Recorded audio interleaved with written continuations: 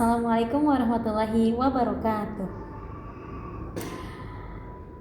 Alhamdulillahirrabbilalamin wabihi nasta'in wa ala umuri dunya waddin wassalatu wassalamu ala asrafil anbiya'i wal mursalin wa ala alihi wa sahbihi ajma'in, amma ba'du.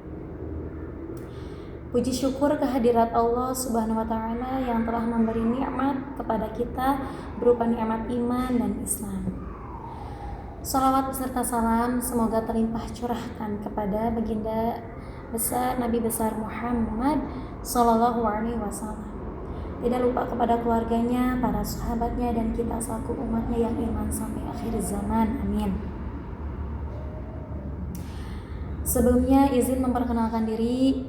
Nama saya I'anatuz Zahra dari Prodi Pendidikan Bahasa Arab STI Dr. KHZ Mutakin Purwakarta dengan NIM 010523010017. Di sini saya akan menyelesaikan salah satu tugas UTS, yaitu mata kuliah pendalaman bahasa Arab dengan Bapak dosen Bapak TB Abdul Hamid MAG. Saya akan menjelaskan tentang pendalaman bahasa Arab Madrasah Ibtidaiyah kelas 6. Pembelajaran bahasa Arab merupakan bagian penting dalam kurikulum Madrasah Ibtidaiyah. Sebab melalui mata pelajaran siswa diperkenalkan pada bahasa dasar yang digunakan dalam Al-Quran, hadis, dan doa-doa harian, serta berbagai literatur keagamaan. Ketika siswa berada di kelas 6, mereka memasuki tahap akhir pendidikan dasar, sehingga perlu mendapatkan penguatan dan pendalaman materi bahasa Arab. Sehingga pendalaman ini bertujuan agar mereka siap melanjutkan ke jenjang berikutnya, seperti MTS atau sekolah menengah yang berbasis keislaman. Pada fase ini, siswa sedang berada dalam masa transisi dari pembelajaran yang sekedar mengenalkan dasar-dasar menuju penguasaan kemampuan bahasa yang lebih tinggi dan terstruktur. Nah, di sini pembelajaran bahasa Arab ini harus mencakup dengan menggunakan 4 maharoh. Yang pertama ada maharoh kalam, maharoh qiraah, istima, dan kitabah. Yang pertama saya akan menjelaskan tentang kemampuan dasar yang umumnya sudah dimiliki. Nah, sebelum masuk ke materi yang lebih mendalam, guru perlu mengetahui kemampuan awal peserta didik melalui tes ringan, pengamatan atau percakapan singkat. Nah, siswa Madrasah Ibtidaiyah ini biasanya telah memiliki beberapa kompetensi. Nah, yang pertama yaitu sudah mengenal huruf hijaiyah dengan cukup baik. Yang kedua, dapat membaca kata-kata dan kalimat pendek dalam bahasa Arab.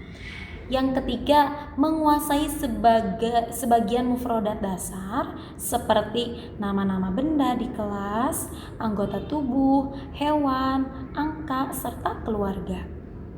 Yang keempat, mulai memahami struktur kalimat sederhana, baik jumlah ismiyah maupun jumlah fi'liyah. Nah, dan yang terakhir, siswa itu harus mampu menulis bahasa Arab. Untuk membuat kegiatan pendalaman bahasa Arab lebih efektif, guru dapat menerapkan beberapa strategi. Yang pertama yaitu PJBL atau Project Based Learning. Pada model ini, siswa diajak menyelesaikan sebuah proyek sederhana yang menuntut mereka memakai bahasa Arab secara langsung. Nah, di sini ada bisa berupa membuat buku kecil berisi mufradat. Yang kedua, membuat poster tentang rutinitas harian. Yang ketiga, membuat video percakapan pendek. Dan yang keempat, menyusun kamus pribadi versi mereka. Nah, kelebihannya yaitu ada menumbuhkan rasa semangat belajar. Lalu mendorong kreativitas siswa, kemudian memberi pengalaman nyata dalam menggunakan bahasa Arab. Kemudian strategi yang kedua yaitu pendekatan komunikatif. Prinsipnya bahasa harus dipraktikkan, bukan hanya dipelajari secara teoritis. Karena itu, guru perlu menghidupkan kelas melalui berbagai aktivitas seperti bermain peran, percakapan dua orang, sesi tanya jawab, kemudian berbagai permainan bahasa. Contoh permainannya ada yang pertama, tebak gambar.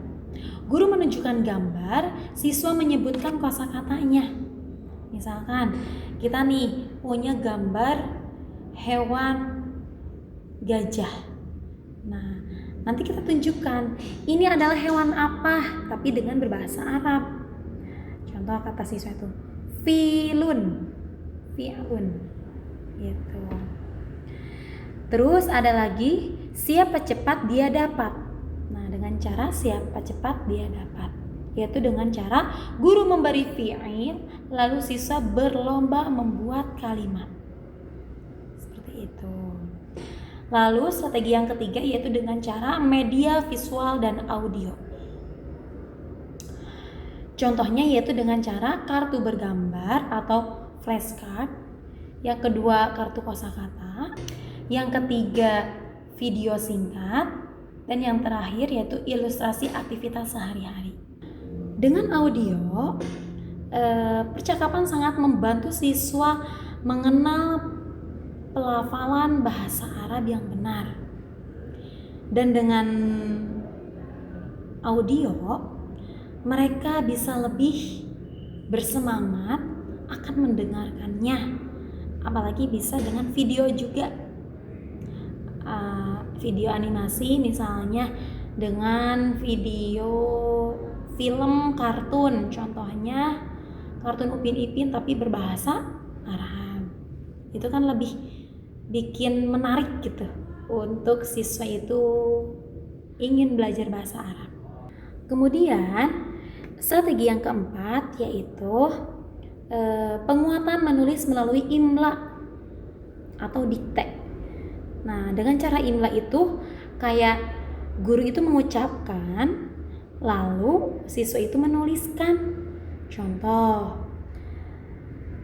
kitabun.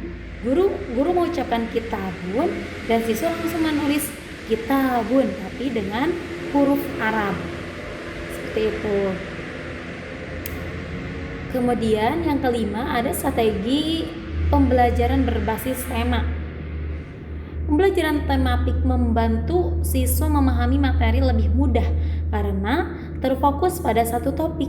Contohnya yaitu aktivitas sehari-hari, yang kedua lingkungan sekolah, yang ketiga kehidupan di rumah, keempat jenis-jenis profesi, kemudian transportasi, dan yang terakhir yaitu kondisi cuaca.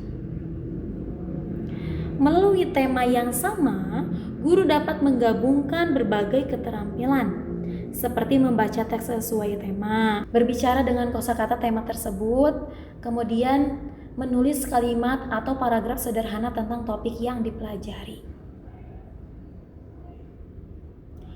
Nah, sekarang menuju ke langkah-langkah pembelajaran. Yang pertama, sebelum kita mengajar, pastilah harus ada pembukaan terlebih dahulu. Yang pertama pasti mengucapkan salam. Lalu setelah itu kita tanyakan kepada siswa, misalkan Assalamualaikum, waalaikumsalam, kaifa halukum jami'an. Nah, madza darsunal an, seperti itu. Nah, itu pun akan membantu si anak terbiasa kalau misalnya kita setiap masuk kelas itu dengan mengucapkan kalimat itu. Anak pun pasti ngeh walaupun dia nggak tahu artinya, pasti ngeh itu teh. Oh, maksud si ibu teh misalnya kayak falukum jami'an bi khairin alhamdulillah. Nah, berarti itu menanyakan kabar. Jadi anak pun otomatis sudah terbiasa dengan mendengarkan guru mengucapkan kalimat itu. Nah, dengan cara kita sering mengucapkan kalimat tersebut, siswa pun otomatis kan mendengar, berarti itu dengan cara istima. Lalu setelah mendengarkan, mereka itu biasanya menirukan. Nah, setelah menirukan, mereka pasti bisa menyebutkan kosakata yang mereka kenali dengan cara misalkan gurunya itu sering menyebutkan perhatikan kesaburotun contohnya. Nah, kita kan sering mengucapkan saburotun, papan tulis itu dengan sebutan saburotun, bukan papan tulis. Otomatis siswa itu akan terbiasa dengan menyebutkan dan menirukan apa yang guru sampaikan. Misalkan ke teman-temannya itu biasanya si anak tuh langsung gini, siapa yang piket? Tuh kata bu guru tolong hapuskan saburotun. Nah, seperti itu. Jadi tidak menyebutkan saburotun itu dengan papan tulis, tapi dengan saburotun bahasa Arab gitu. Contoh lain misalnya, tolong tutup babun. Nah, mereka pun enggak. Oh iya, maksud ibu Anas itu tutup babun berarti pintu, tutuplah pintunya gitu. Jadi mereka tuh akan terbiasa kalau kita pun selalu mengucapkannya gitu.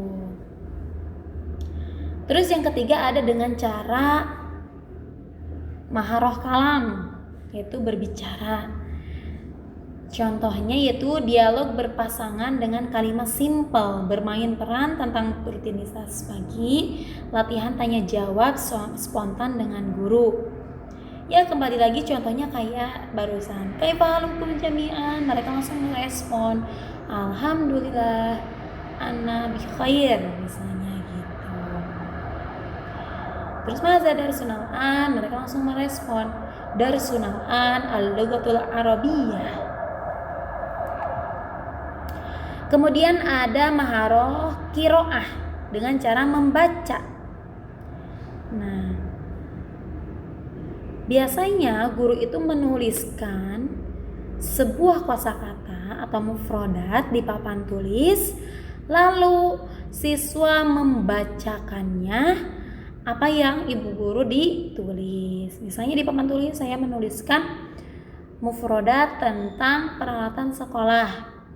Contoh, kursiun, kursi, kitabun, buku. Nah, seperti itu. Terus mereka dibaca berulang-ulang seperti itu. Atau bisa juga mereka membaca percakapan di dalam buku. Nah, itu pun akan membantu mereka dengan cara praktik percakapan, walaupun mereka membaca buku terlebih dahulu. Tapi insya Allah kalau misalnya sering dilakukan percakapan, sering diulang-ulang, dibaca gitu, mereka pun akan terbiasa dan akan gampang untuk membacanya juga. Kemudian ada maharoh kitabah, yaitu menulis. Siswa biasanya setelah membaca apa yang guru sudah tulis di papan tulis, mereka itu pasti menulis terlebih dahulu, lalu membacanya bareng-bareng sampai mereka hafal gitu. Sekaligus dengan kitabah ini mereka akan terbiasa menulis dengan bahasa Arab, huruf hijaiyah. Mereka tidak akan merasa kesulitan. Itu biasanya kan kalau misalnya belum terbiasa, mereka akan lama gitu nulis. Misalnya nulis kitabun, bisa saja setengah jam nulis kitabun karena tidak terbiasa. Tapi kalau misalnya kita sering memberikan tugas menulis bahasa Arab, mereka akan terbiasa juga dan lama-lama akan lihai dalam menulis bahasa Arab. Mungkin hanya itu yang dapat saya sampaikan terkait materi tugas kuliah, yaitu pendalaman bahasa Arab. Kurang lebihnya mohon dimaafkan. Wassalamualaikum warahmatullahi wabarakatuh.